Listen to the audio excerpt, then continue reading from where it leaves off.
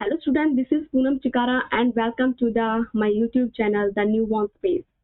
तो बच्चों मैं आज आपके लिए लेकर के आई हूँ क्लास 9th का चैप्टर 5th यानी कि बायोलॉजी का चैप्टर फर्स्ट भी बोल सकते हो। ठीक है, तो हमारे चैप्टर का नाम है the fundamental unit of life. तो सबसे पहले मैं आपको बता दूं कि ये जो हमारी वीडियो ये वन शॉट वीडियो है। हम इस वीडियो में अपना पूरा चैप्टर कंप्लीट करने वाले हैं, लेकिन मैं आप लोगों के लिए इस चैप्टर को 4 वीडियोज़ में पहले डिवाइड कर चुकी हूँ, यानी मैंने 4 वीडियोज़ बनाई है इस सिंगल चैप्टर की। तो वो भी आप देख सकते हो, वो एलाबोरेटेड फॉर्म में है और यहाँ पे मैं वन शॉट वीडियो बनाऊँगी, तो इसलिए हम यहाँ पे थोड़ा-सा फास्टली मूव करेंगे।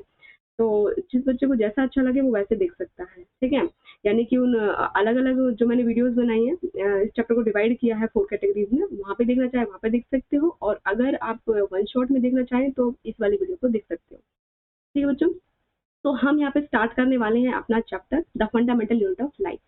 तो सबसे पहले तो हम अपना चैप्टर का मीनिंग समझना चाहेंगे।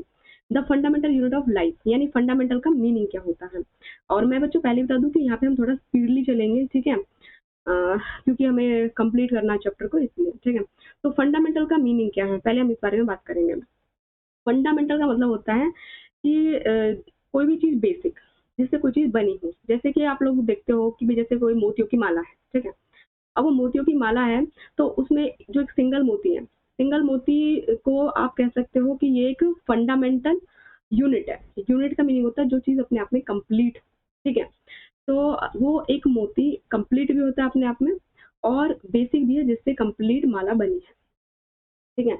तो इसलिए हम उस मोती को फंडामेंटल यूनिट बोल सकते हैं उस माला की। ठीक है? तो इसी तरह से क्या होता है कि जो हमारी बॉडी है, तो हमारी बॉडी किससे बनी है? हमारी बॉडी बनी हुई है सेल से। तो हमारी बॉडी के लिए जो सेल होते हैं, ये एक फंडामेंटल यूनिट होते हैं, क्योंकि सेल भी अपने आप में बिल्कुल उस मोती की तरह कंप्लीट होता है, जिससे पूरी बॉडी बनती है। सेल मिल-मिल करके पूरी बॉडी बनाते हैं।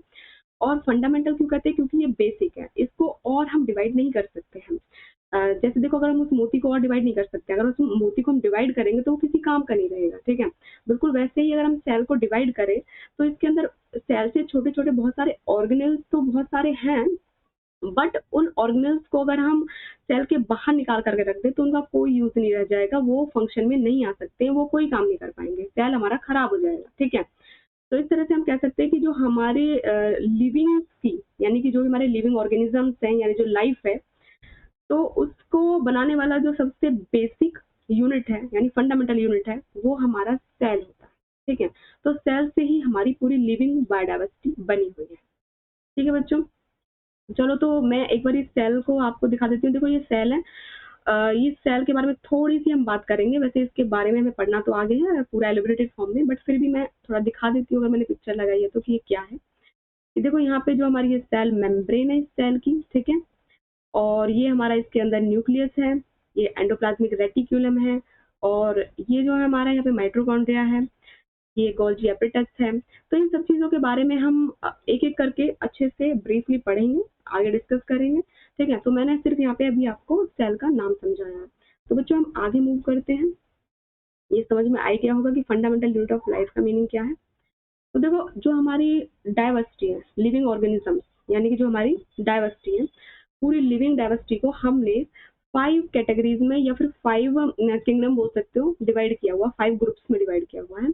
और ये 5 ग्रुप्स हमारे ये हैं: Monera, Protista, Fungi, Plantae and Animalia. ठीक है बच्चों?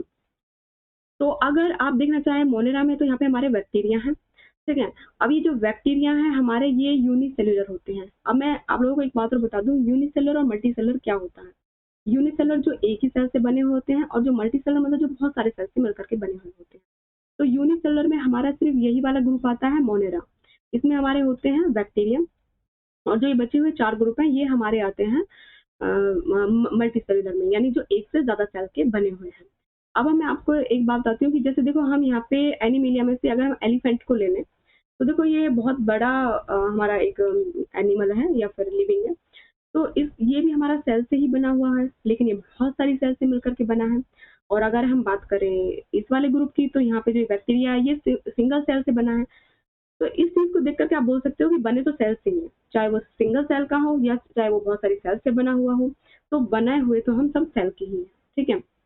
तो जैसे हम एक चीज और भी समझा सकती हूँ मैं यहाँ पे आपको, कि हमारे जो नॉन लिविंग्स हैं, ठीक है, नॉन लिविंग्स में आप लोगों ने पढ़ा भी होगा और नहीं पढ़ा तो पढ़ोगे कि जो नॉन लिविंग्स होते हैं हमारे, नॉन लिविंग्स हमारे बने हुए होते हैं किससे, यानी उनके लिए अगर हम बोले फंडामेंटल यूनिट क्या है, तो उनकी फंडामेंटल यूनिट होती है एटम, ठीक है। इस उसी तरह से एटम को भी हम डिवाइड नहीं कर सकते हैं, और अगर हम डिवाइड करेंगे तो उसके अंदर इलेक्ट्रॉन प्रोटॉन न्यूट्रॉन होंगे, और उनको अगर आप अलग अलग कर दो तो उनका कोई भी यूज नहीं रह जाएगा, वो फंक्शन में नहीं रह पाएंगे, ठीक है। तो इस तरह से मैं ये नहीं कह रही कि वो सबसे, जो हमारी सेल है या फिर एटम, वो सबसे छोटा, उससे भी छोटी चीजें हैं, एटम के अंदर भी हैं, सेल के अंदर भी हैं, बट उनका कोई फंक्शन नहीं रह जाएगा अगर उनको हम अलग कर दे तो अगर हम यूनिट की बात कर रहे हैं तो मतलब कंप्लीट की बात कर रहे हैं। तो कहने का मतलब ये है कि हमारे लिविंग्स की अगर हम बात करें तो फंडामेंटल यूनिट हमारी सेल है, और अगर हम नॉन लिविंग की बात करें तो फंडामेंटल यूनिट वहाँ पे एटम है, ठीक है बच्चों। अब आपको समझ में आ गया होगा कि मैं क्या कहना चाह रही हूँ। तो चलो हम आगे बढ़ते हैं। यहाँ पे हम सेल के पार्ट्स ऑफ सेल पढ़ने वाले हैं, डिस्कवरी ऑफ सेल पढ़ने वाले हैं, डेफिनेशन ऑफ सेल पढ़ने वाले हैं, ठीक है। तो इन सब चीजों को हम पढ़ते हैं, आगे बढ़ते हैं। डेफिनेशन ऑफ सेल के बारे में बात करें, देखो जिस तरह से मैं आपको यहाँ पे एक चीज बताऊंगी कि मैंने यहाँ पे 3 डेफिनेशन दी हुई है सेल की, यानी हम सेल को 3 टाइप से मतलब डिफाइन कर सकते हैं। Building blocks of life. अब हमने सेल को बिल्डिंग ब्लॉक्स ऑफ लाइफ क्यों बोला, जैसे कि देखो मैंने पिक्चर दिखाई हुई है यहाँ पे कि ये घर बना हुआ है, इस घर के लिए इसके बिल्डिंग ब्लॉक्स क्या है, इसके ये ब्रिक्स है, यानी ये ईंट है, ईंटों से बना हुआ है घर, ठीक है। तो वैसे ही अगर हम इधर बात करें कि जो हमारी लिविंग डाइवर्सिटी है, ये हमारी किससे बनी हुई है, इसका बिल्डिंग ब्लॉक्स क्या है, इसका बिल्डिंग ब्लॉक्स है सेल। बिल्कुल वैसे ही जैसे कि हमारे ईंट से घर बनता है, बिल्कुल वैसे ही हमारे सेल से हमारे लिविंग्स बनते हैं, ठीक है। तो ये वाली डेफिनेशन कंप्लीट हुई। अब हम आगे बढ़ते हैं, फंडामेंटल यूनिट ऑफ लाइफ क्या होता है, यानी ये हमने इसको सेल को इस तरह से डिफाइन क्यों किया हुआ है, क्योंकि मैं आपको समझा चुकी हूँ पहले कि फंडामेंटल यूनिट ऑफ लाइफ मतलब जो बहुत ही बेसिक चीज है, जिससे कोई चीज बनी हुई है, उससे बेसिक कुछ और नहीं है, ठीक है। और यूनिट मतलब वो अपने आप में कंप्लीट भी है, तो इसलिए हम सेल को फंडामेंटल यूनिट ऑफ लाइफ भी बोल सकते हैं। Structure and functional unit of life क्यों बोलते हैं हम इसको, क्योंकि जो हमारा सेल होता है, सेल से ही क्या है कि सेल से ही हमारे बॉडी को स्ट्रक्चर मिलता है, क्योंकि जब हमारी बॉडी बनी हुई सेल से है तो इसका मतलब क्या है कि हमारी बॉडी को स्ट्रक्चर भी कौन प्रोवाइड करेगा, सेल ही प्रोवाइड करेगा। और जो फंक्शन हमारी सेल के अंदर होता है वही हमारी बॉडी में भी फंक्शन होता है, ठीक है। तो हमारी जो स्ट्रक्चर और फंक्शन यूनिट ऑफ लाइफ है वो भी हमारी सेल ही है। अगर सेल के अंदर कोई फंक्शन नहीं होगा तो हमारी बॉडी में भी कोई फंक्शन नहीं होगा, तो अल्टीमेटली हमारी सेल से ही सारी चीजें स्टार्ट होती हैं, ठीक है बच्चों। तो हम आगे बढ़ते हैं, ये तीनों डेफिनेशन आपको क्लियर हो गई होंगी। अब हम बात करते हैं डिस्कवरी ऑफ सेल की। देखो सबसे फर्स्ट टाइम जो हमारे सेल की डिस्कवरी की थी वो की थी रॉबर्ट हुक ने 1665 में की थी। और इन्होंने किस चीज में की थी, इन्होंने किया था जो हमारे प्लांट होते हैं यानी पेड़ होते हैं, ठीक है, उनके ऊपर जो छाल होती है, यानी कि उनको उसको हम बोल सकते हैं एक तरह से, यानी कि बार्क ऑफ ट्री जो हम बोलते हैं, बार्क ऑफ ट्री, वो डेड सेल्स होते हैं। तो सबसे पहले बार्क ऑफ ट्री के कॉर्क के अंदर रॉबर्ट हुक ने 1665 में सेल को ऑब्जर्व किया था। और किस तरह से ऑब्जर्व किया था देखो वो भी हम देख लेते हैं। उनका एक हैंडमेड माइक्रोस्कोप था, और इसके अंदर उन्होंने कॉर्क का एक पार्ट लेकर के यहाँ पे रखा, और यहाँ पे रखने के बाद उन्होंने अपने यहाँ पे आई पीस में देखा। तो उन्होंने क्या देखा, उन्होंने देखा कि देखो यहाँ पे जो ये हमारा फिगर दिख रहा है तुम्हें, इसमें क्या दिख रहा है, एक हनी कॉम्ब लाइक स्ट्रक्चर दिख रहा है। और अगर इनको हम जूम करके देखें तो इस तरह से हमें बिल्कुल छोटे छोटे रूम लाइक स्ट्रक्चर दिख रहे हैं, छोटे छोटे होल्स दिखाई दे रहे हैं, ठीक है। तो इन जो छोटे छोटे रूम्स को हम लैटिन लैंग्वेज में बोलते हैं सेल। तो इस तरह सेल का नाम ड्राइव हुआ, ठीक है। यानी सेल का नेम कहाँ से आया है, हमारे लैटिन वर्ड से आया है, और जिसका मीनिंग होता है स्मॉल रूम। तो सेल का मीनिंग क्या होता है, स्मॉल रूम, ठीक है। और सेल एक हमारा लैटिन वर्ड। तो इस तरह से हमारे रॉबर्ट हुक ने 1665 में सेल की डिस्कवरी की। बट ये जो सेल्स है ये डेड सेल्स है, ठीक है बच्चों। तो हम आगे बढ़ते हैं। तो इसी तरह से कुछ और डिस्कवरी भी हुई, जैसे देखो हम यहाँ पे देख सकते हैं कि लीवन हुक ने 1674 में free living cell in pond water, यहाँ पे इन्होंने लिविंग सेल्स की डिस्कवरी की। जैसे हमारे रॉबर्ट हुक ने डेड सेल्स की डिस्कवरी की, वैसे ही हमारे लीवन हुक ने लिविंग सेल्स की डिस्कवरी की। तो यहाँ पे रॉबर्ट ब्राउन ने हमारे 1831 में न्यूक्लियस की डिस्कवरी की, एंड पुरकेंजी ने 1839 में प्रोटोप्लाज्म की डिस्कवरी की। इन सब चीजों के बारे में हम आगे भी पढ़ेंगे इलस्ट्रेटेड फॉर्म में। अगर हम बात करें सेल थ्योरी की, तो वो जैसे कोई भी चीज है, तो जैसे हमारा मान लो घर भी है, तो उस घर में भी हम चीजों को बिल्कुल एकदम सिस्टमेटिक तरीके से रखते हैं, यानी रसोई का सामान रसोई में रखेंगे, ठीक है, बेडरूम का सामान बेडरूम में रखेंगे, यानी ऑर्गेनाइज मैनर में रखते हैं। वैसे ही अब different different discovery different different scientist ने तो कर दी, बट उसको एक ऑर्गेनाइज मैनर में भी तो लगाना था ना, यानी एक जगह भी तो रखना था ताकि हम उसको इजीली स्टडी कर पाए। ठीक है।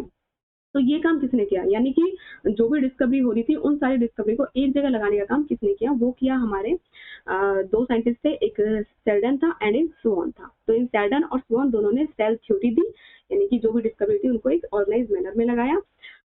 और यहाँ पे क्या है कि जो हमारे ये है इस थ्योरी के जो की पॉइंट्स निकल के आए वो क्या थे, वो दो की पॉइंट्स थे। एक तो ये था कि प्लांट्स और एनिमल्स हमारे किससे बने हुए हैं, सेल से बने हुए हैं। दूसरा की पॉइंट क्या था कि जो हमारी बेसिक यूनिट है लाइफ की वो क्या है, सेल है। तो ये दोनों हमारे की पॉइंट है सेल थ्योरी के, यानी कि मेन पॉइंट है। ठीक है, यानी प्लांट्स और एनिमल्स हमारे किससे बने हुए हैं, सेल से बने हुए हैं, और जो हमारी बेसिक यूनिट ऑफ लाइफ है वो क्या है, सेल है।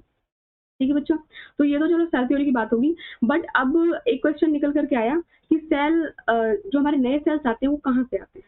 सिंपल सी बात है कि जो पहले पुराना सेल होगा वो सेल डिवाइड करेगा तो नए सेल आएंगे, है ना। जैसे कि एक पेरेंट्स होते हैं, मम्मी पापा होते हैं, उनसे एक नया ऑफस्प्रिंग बनता है, यानी बच्चा बनता है, बेबी बनता है। ठीक है, तो बिल्कुल वैसे ही एक सेल होता है, वो डिवाइड करता है और उसके भी डॉटर सेल्स बनते हैं। ठीक है, तो ये वाली बात हमारी किसने एक्सप्लेन करी, विर्काउ ने एक्सप्लेन करी कि प्री एग्जिस्टिंग सेल से ही एक नया सेल बनता है। ठीक है बच्चों, तो आगे बढ़ते हैं हम। पार्ट्स ऑफ सेल की बात करें तो देखो हमारे यहाँ पे थ्री टाइप्स मेन होते हैं, जो जो थ्री पार्ट्स हैं हमारे सेल के, वो मेन एक सेल मेम्ब्रेन है, साइटोप्लाज्म है एंड न्यूक्लियस है। तो जो सेल में अभी हम इनके बारे में वन बाय वन पढ़ेंगे और बहुत अच्छे से पढ़ेंगे। लेकिन जो साइटोप्लाज्म देखो उसके सब डिविजन्स भी हैं, सेल ऑर्गेनल्स यानी एंडोप्लाज्मिक रेटिकुलम है, mitochondria, Golgi apparatus, ribosomes, lysosome, centrosomes, plastids. और अगर हम सेल इंफ्यूजन में बात करें तो ग्रेन्यूल्स, वैक्यूल्स, इन सभी के बारे में हम आगे स्टडी करेंगे। ठीक है, तो ये सब साइटोप्लाज्म के ही अंदर होते हैं। अच्छा, न्यूक्लियस के अंदर क्या होता है, nuclear membrane, nucleoplasm, nucleus, nucleus, chromatin fibres, ये सभी हमारे न्यूक्लियस के अंदर होते हैं। ठीक है बच्चों, तो इनके बारे में अभी हम आगे देखेंगे। अब हम बात करते हैं सबसे पहले सेल मेम्ब्रेन के बारे में, यानी कि प्लाज्मा मेम्ब्रेन के बारे में। तो देखो जो हमारी ये फिगर आप लोग देख पा रहे होंगे, ये है हमारे यहाँ पे प्लाज्मा मेम्ब्रेन। ठीक है, अच्छा, अब इस प्लाज्मा मेम्ब्रेन के बारे में हम यहाँ पे स्टडी करते हैं। देखो कैसी होती है, पहली बात तो ये बहुत ही ज्यादा थिन होती है। पहले तो मैं इसका वर्क बता दूं कि क्या करती है। देखो जो प्लाज्मा मेम्ब्रेन है वो हमारी पूरी सेल को कवर करती है, यानी कि सेल के ऊपरी जो पार्ट होता है, यानी कि जो सेल को जो कवर करती है, जैसे हमारी बॉडी को स्किन कवर करती है, बिल्कुल वैसे ही सेल को हमारी जो प्लाज्मा मेम्ब्रेन है वो कवर करके रखती है। ठीक है, जो भी सेल के अंदर मटेरियल है उसको होल्ड करके रखती है। अब हमारे जो ये प्लाज्मा मेम्ब्रेन का स्ट्रक्चर देख पा रहे हो यहाँ पे क्या देख रहे हो, हमारी ये किससे बनी हुई है। ये जो हमारी प्लाज्मा मेम्ब्रेन है ये हमारे मतलब एक तरह से इसमें थ्री मेन चीज हमें दिखाई दे रही है। एक हमें दिखाई दे रहे हैं यहाँ पे ये व्हाइट कलर के हेड एंड येलो कलर की इनकी टेल। ये जो व्हाइट कलर के हेड हैं और ये येलो कलर की टेल है, ये एक ही चीज है, ये है लिपिड। ठीक है, लेकिन इसके टू पार्ट्स होते हैं। इस व्हाइट वाले पार्ट्स को हम बोलते हैं हेड, और जो नीचे वाला पार्ट है इसको हम बोलते हैं येलो वाले को इसकी टेल। ठीक है, तो मेन चीज तो आपको दिखाई दे रही है लिपिड। उसके बाद आपको दिखाई दे रही है इसमें कुछ अंदर भी एम्बेडेड है, वो है हमारे प्रोटीन्स, और कुछ और भी चीजें दिखाई दे रही हैं जो प्रोटीन्स के भी ऊपर है, ये है कार्बोहाइड्रेट्स।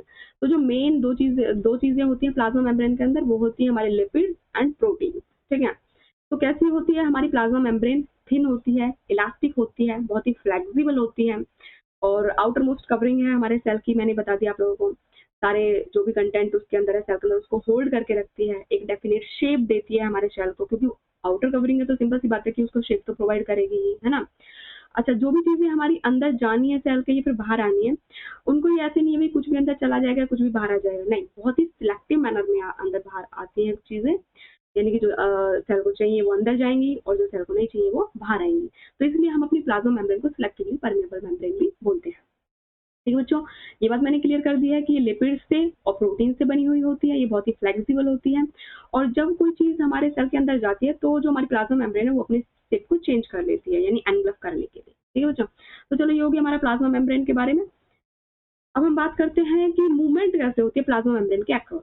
कोई भी चीजें हमारी जो प्लाज्मा मेम्ब्रेन है उसके अंदर कैसे जाती है या फिर कैसे बाहर आती है, इस बारे में बात करेंगे। तो यहाँ पे हम एक प्रोसेस पढ़ेंगे, डिफ्यूजन। वैसे तो देखो खैर और भी कई तरीके होते हैं प्लाज्मा मेम्ब्रेन के अंदर चीजों के जाने के लिए, आने के लिए, बट यहाँ पे हम पढ़ेंगे डिफ्यूजन के बारे में। तो डिफ्यूजन क्या होता है, डिफ्यूजन हमारा एक ऐसा स्पॉन्टेनियस प्रोसेस होता है कि high concentration to lower concentration इसमें पार्टिकल्स मूव करते हैं। अब मैं एग्जांपल देती हूँ यहाँ पे, जैसे मेरा ये रूम है, ठीक है, मैं इसमें अगर यहाँ पे परफ्यूम छिड़क देती हूँ, ठीक है, तो परफ्यूम थोड़ी देर में बाहर तक फैल जाएगा, बाहर वाले लोगों को पता चल जाएगा कि यहाँ किसी ने परफ्यूम लगाया है। तो ऐसा कैसे होता है, क्योंकि मैंने जो यहाँ पे परफ्यूम को स्प्रे किया तो उसके जो यहाँ पे पार्टिकल है वो बहुत ज्यादा है, और यहाँ से जब ज्यादा है तो वो high concentration to lower concentration move करेंगे, क्योंकि बाहर कंसंट्रेशन बहुत कम है और यहाँ पे कंसंट्रेशन बहुत ज्यादा है, तो high concentration to lower concentration particles move करेंगे। ठीक है बच्चों, तो बिल्कुल this process is called the diffusion, और इसमें किसी एनर्जी की जरूरत नहीं होती, इसलिए ये पैसिव प्रोसेस होता है, स्पॉन्टेनियस प्रोसेस होता है, यानी अपने आप होता है। ठीक है, तो डिफ्यूजन समझ में आया, यानी high concentration to lower concentration हमारे मॉलिक्यूल्स मूव करते हैं। ठीक है बच्चों, आगे का जो रेट होता है, रेट ऑफ डिफ्यूजन, वो भी सब में अलग अलग होता है। कैसे, जैसे देखो गैस होते हैं, लिक्विड होते हैं, सॉलिड्स होते हैं, इनके जो गैस होते हैं उसके पार्टिकल्स बहुत दूर दूर होते हैं। अब पार्टिकल्स दूर दूर है तो उसके पार्टिकल्स इजीली मूव कर सकते हैं। लिक्विड की बात करें तो उसके पार्टिकल थोड़े पास पास होते हैं अकॉर्डिंग टू गैस, तो इसलिए वो थोड़े स्लो मूव करेंगे। लेकिन अगर हम बात सॉलिड की करें तो उसमें तो बहुत ही ज्यादा पास में होते हैं, तो इसलिए उसके पार्टिकल्स और भी ज्यादा स्लो मूव करेंगे। ठीक है, यानी बहुत ही स्लो मूव करेंगे। जैसे हम इस चीज का समझ सकते हैं कि भाई अगर मैं यहाँ पे बच्चों की कुछ रनिंग करानी है मुझे, और अगर उन बच्चों को मैं लाइन में खड़े कर दूं, एक के पीछे एक कर दूं, तो बच्चे कैसे दौड़ पाएंगे? यानी जब पहले वाला दौड़ेगा तो पीछे वाला दौड़ पाएगा ना। ठीक है, यानी वो फ्रीली नहीं दौड़ पाएंगे, अच्छे से मूव नहीं कर पाएंगे। ठीक है, लेकिन अगर उन बच्चों को मैं फैला करके खड़ा कर दूं, बिल्कुल अलग अलग खड़ा कर दूं, तो क्या होगा कि बच्चे इजीली रैंडमली अपना आगे बढ़ सकते हैं। ठीक है, तो बिल्कुल वैसे ही रेट ऑफ डिफ्यूजन भी हमारा गैस में सबसे ज्यादा होता है, लिक्विड में उसके बाद, और सॉलिड में उसके बाद होता है। अब हम बात करें, अगर यहाँ पे हम CO2 की बात देखो हम लेते हैं, वैसे देखो तुम डायग्राम में भी इसको देख सकते हो पहले तो, कि यहाँ पे देखो पार्टिकल्स बहुत ज्यादा हैं, तो ये पार्टिकल्स यहाँ से हमारा इधर मूव कर रहे हैं क्योंकि इधर पार्टिकल्स बहुत ही कम है, तो ये हमारा डिफ्यूजन प्रोसेस हो रहा है। ठीक है, और एक और एग्जांपल से हम समझ सकते हैं कि हमारी बॉडी के अंदर CO2 ज्यादा होती है, जबकि एनवायरमेंट के अंदर CO2 कम होती है। और ऑक्सीजन का केस उल्टा होता है, ऑक्सीजन हमारे एनवायरमेंट के अंदर मतलब ज्यादा होती है और हमारी बॉडी के अंदर कम होती है, क्योंकि आप लोगों को भी पता है कि एनवायरमेंट के अंदर जो ऑक्सीजन होती है वो 21% होती है, जबकि अगर हम कार्बन डाइऑक्साइड की बात करें तो वो हमारी 0.03% होती है। ठीक है बच्चों, तो क्या होता है कि जब हमारी बॉडी के अंदर, हमारे सेल्स के अंदर कार्बन डाइऑक्साइड ज्यादा होती है तो वो बाहर की तरफ मूव करती है, और जो O2 है वो हमारे एनवायरमेंट में ज्यादा है, तो इसलिए वो हमारे अंदर की तरफ मूव करती है, इसलिए हम ब्रीदिंग के टाइम पे CO2 को बाहर निकालते हैं और O2 को अंदर लेते हैं। ठीक है बच्चों, चलो, तो ये हमारा डिफ्यूजन प्रोसेस हो गया, ये भी आप लोगों को समझ में आ गया होगा। अब हम आगे बढ़ते हैं। मूवमेंट अक्रॉस सेल मेम्ब्रेन, देखो जो हमारा वाटर का डिफ्यूजन होता है उसको हम नेम देते हैं ऑस्मोसिस। ठीक है, यानी कि ऑस्मोसिस भी डिफ्यूजन ही है, बट वाटर के केस में हम इसको बोल देते हैं मतलब ऑस्मोसिस। ठीक है, सॉरी, डिफ्यूजन का ही एक टाइप है ऑस्मोसिस, और डिफ्यूजन जब वाटर का होता है तो उसको हम बोल देते हैं ऑस्मोसिस। देखो मैंने यहाँ पे लिखा हुआ है सॉल्यूशन, यानी सॉल्यूशन हमारा कैसे बनता है, सॉल्यूट प्लस में सॉल्वेंट से। तो हम यहाँ पे सॉल्यूशन क्यों समझाया मैंने कि भाई सॉल्यूशन हमारा बनता है सॉल्यूटेंट प्लस सॉल्वेंट से, क्योंकि देखो यहाँ पे मैं आपको 3 टाइप्स के सॉल्यूशन समझाने वाली हूँ, तो ध्यान दीजिए आप यहाँ पे एक हमारा हाइपरटोनिक है, एक आइसोटोनिक है एंड हाइपरटोनिक है। ठीक है बच्चों, तो आप लोग यहाँ पे ये मान लो, वैसे तो देखो ये मैंने ब्लड सेल्स लिए हुए हैं, बट आप मान के चलो कि ये हमारे किसमिस है, मैं आपको किसमिस से समझाने वाली हूँ। ठीक है, इन तीनों सॉल्यूशंस को आपने क्या किया कि भाई कुछ किसमिस ली और रात को भिगो करके रख दी, और आप सुबह देखेंगे तो वो फूली हुई मिलती है, और आप लोग इस घर में इस प्रोसेस को करते भी होंगे। तो होता क्या है कि किसमिस के अंदर वाटर बहुत ही कम था। ठीक है, और बाहर वाटर बहुत ज्यादा था, तो उसके अंदर मूव कर गया। ठीक है, देखो यहाँ पे दिखा रखा है कि वाटर किसमिस के अंदर मूव कर रहा है, वैसे ये रेड ब्लड सेल्स है, बट मैं इनको किसमिस मान के चल रही हूँ यहाँ पे आप लोगों को समझाने के लिए, क्योंकि आप लोग इजीली समझ पाएंगे इस चीज को, इसलिए। तो वाटर हमारा किसमिस के अंदर मूव कर रहा है, तो क्या क्या होगा कि हमारी किसमिस फूल जाएगी। ठीक है, और वाटर अंदर मूव क्यों किया, क्योंकि किसमिस के अंदर बहुत ही कम पानी था और बाहर बहुत ज्यादा वाटर था, तो इसलिए वो अंदर मूव कर गया। तो जब हमारी सेल के अंदर वाटर कम हो और बाहर ज्यादा हो, तो दिस सॉल्यूशन को हम क्या बोलेंगे, एक तरह से हाइपोटोनिक सॉल्यूशन। ठीक है, अच्छा, और हाइपरटोनिक सॉल्यूशन समझते हैं पहले हम। हाइपरटोनिक सॉल्यूशन क्या होता है, हाइपरटोनिक सॉल्यूशन का मतलब होता है कि जब किसमिस के अंदर हमारे, जैसे हम किसमिस को अगर हम हनी में डाल दें, यानी शहद में डाल दें, तो शहद के अंदर क्या होता है कि वाटर होता ही नहीं है। ठीक है, तो हमारी किसमिस के अंदर जो थोड़ा बहुत वाटर है वो निकल करके हमारा हनी में चला जाएगा। ठीक है, और किसमिस क्या होगी, हमारी श्रिंक हो जाएगी। आप देख पा रहे हो कि सेल के अंदर से वाटर जा रहा है, यानी कि हनी के अंदर वाटर जा रहा है, क्योंकि हनी के अंदर तो वाटर होता नहीं है, और किसमिस के अंदर वाटर होता है, तो वो निकल करके हनी में चला जाएगा। ठीक है बच्चों, तो अब हम बात करते हैं, तो इस तरह हमारा हाइपरटोनिक हो गया, क्योंकि हमारी सेल के अंदर क्या है, पानी ज्यादा है और बाहर पानी नहीं है। ठीक है, अब हम बात करते हैं आइसोटोनिक की। आइसोटोनिक में क्या होता है कि वाटर जितना अंदर मूव करता है उतना ही बाहर भी मूव करता है, तो यहाँ पे इक्विलिब्रियम स्टेट होती है, ना तो किसमिस फूलेंगी और ना ही यहाँ पे किसमिस क्या होंगी, मतलब श्रिंक होंगी। ठीक है बच्चों, तो देखो यहाँ पे हम इस चीज को इस तरह से भी समझ सकते हैं कि हम यहाँ पे सेल को रेफरेंस मान करके चलेंगे। हाइपो मतलब होता है कम, और हाइपर मतलब होता है ज्यादा, और आइसो मतलब होता है सेम। तो हमने यहाँ पे देखा, यहाँ पे तो सेम प्रोसेस रहा, यानी कि जितना वाटर अंदर जा रहा था उतना ही बाहर आ रहा था, तो यहाँ पे हमारा सेम है। और ऐसा क्यों हो रहा था, क्योंकि जितना वाटर बाहर है उतना ही अंदर भी है। ठीक है बच्चों, यानी कि हमारा जो कंसंट्रेशन है हमारे सॉल्यूशन की वो बाहर और अंदर सेम है, बट यहाँ पे क्या है कि हमारा जो यहाँ पे बाहर जो कंसंट्रेशन है सॉल्यूशन की वो कम है और अंदर कंसंट्रेशन ज्यादा है। यानी कि गाढ़ापन होता है ना, किसमिस के अंदर गाढ़ी होती है किसमिस के अंदर से, ठीक है। यानी कि हमारा जो वाटर वो डाइल्यूटेड होता है और वो किसमिस अंदर से कॉन्सेंट्रेटेड होती है, तो इसलिए ये अंदर मूव किया। और यहाँ पे क्या हुआ कि यहाँ पे वाटर बिल्कुल भी नहीं था हनी के अंदर और हमारी किसमिस के अंदर था, यानी कि हमारी किसमिस के अंदर क्या था, कॉन्सेंट्रेशन जो हमारे वाटर की थी वो ज्यादा थी, इसलिए हमने इसको बोला हाइपर। ठीक है बच्चों, हाइपर, हाइपर मतलब जब कॉन्सेंट्रेशन सेल के अंदर ज्यादा हो, हाइपर जब सेल के अंदर कम हो और आइसो मतलब जब सेम हो। ठीक है, तो इसके अंदर वाटर हमारा बाहर निकल गया। तो आई थिंक आपको समझ में आ गया होगा हाइपरटोनिक, आइसोटोनिक एंड हाइपोटोनिक। अब हम बात करते हैं एंडोस्मोसिस एंड एग्जोस्मोसिस की। देखो बच्चों की एंडोस्मोसिस क्या होता है, यानी जब वाटर मूवमेंट करता है सेल के अंदर और जब वाटर मूव करता है बाहर तो होता है एक्सोस्मोसिस। एंडो मीन अंदर जाना और एक्सोस्मोसिस मतलब बाहर आना। ठीक है बच्चों, चलो हम अब आगे मूव करते हैं, नेक्स्ट मूव करते हैं, आगे बढ़ते हैं।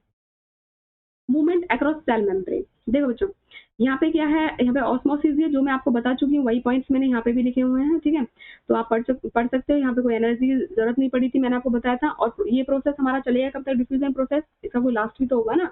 जब तक इक्विलिब्रियम स्टेज ना आ जाए तब तक हमारा ये प्रोसेस चलता रहेगा। ठीक है बच्चों, अब हम बात करते हैं यहाँ पे एक डेफिनेशन की, प्लाज्मोलिसिस क्या होता है। प्लाज्मोलिसिस देखो, पहले आप इस फिगर को देखो, यहाँ पे मैंने समझा रखा है। यहाँ पे मतलब मैंने एक प्लांट सेल लिया हुआ है। प्लांट सेल में आपको पता है कि सेल वॉल होती है, ये हमारी सेल वॉल है प्लांट सेल की।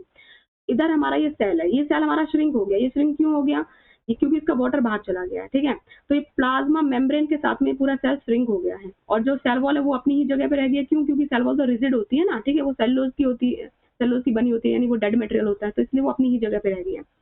ठीक है, तो वाटर बाहर निकल गया और ये सेल हमारा श्रिंक हो गया और this process is called the हमारा प्लाज्मोलिसिस। और ये प्रोसेस हमारा प्लांट सेल्स में ही मिलता है।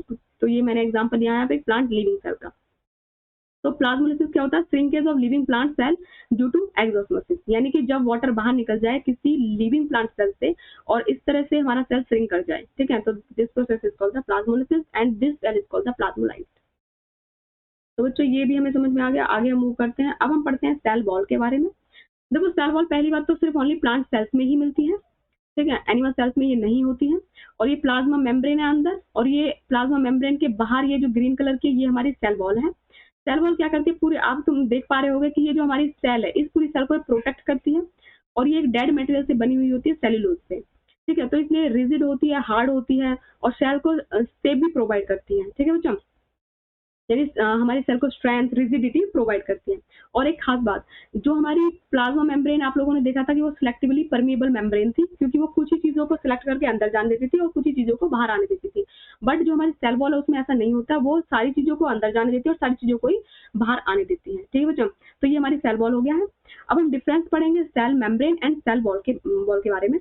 देखो हम प्लाज्मा मेम्ब्रेन के बारे में पढ़ चुके हैं और सेल वॉल के बारे में पढ़ चुके हैं, तो आप इजीली समझ पाओगे इनके डिफरेंस को भी। देखो सेल वॉल जो होता है उसमें क्या होता है, वो सिर्फ प्लांट्स में मिलता है, और जो सेल मेम्ब्रेन होती है वो हमारी प्लांट और एनिमल दोनों में मिलती है। और हमें ये भी पता है कि जो सेल वॉल है वो प्लांट सेल में सबसे आउटर मोस्ट कवरिंग होती है। अगर हम सेल मेम्ब्रेन की बात करें तो हमारी जो सेल मेम्ब्रेन है वो हमारी सेल वॉल के अंदर होती है, और एनिमल्स में तो वो आउटर मोस्ट ही होती है, क्योंकि एनिमल्स में जो हमारी सेल वॉल है वो नहीं होती है। और मैंने ये भी बताया आप लोगों को कि जो सेल वॉल बनी होती है वो सेलुलोज की बनी होती है, जो कि हमारा एक नॉन लिविंग मटेरियल होता है, यानी डेड मटेरियल होता है। और जो सेल मेम्ब्रेन है वो हमारी लिविंग होती है, वो प्रोटीन्स और लिपिड्स की बनी हुई होती है। आप लोगों ने ये भी पढ़ा कि भाई देखो हमारी जो सेल वॉल है वो रिजिड होती है, जबकि हमारी जो सेल मेम्ब्रेन है वो फ्लेक्सिबल होती है। ठीक है, और हमने ये भी देखा कि जो सेल वॉल है वो सारी चीजों को अंदर जाने दे सकती है और सारी चीजों को बाहर आने दे सकती है, यानी कि वो हमारी कैसी होती है, परमिएबल मेम्ब्रेन होती है।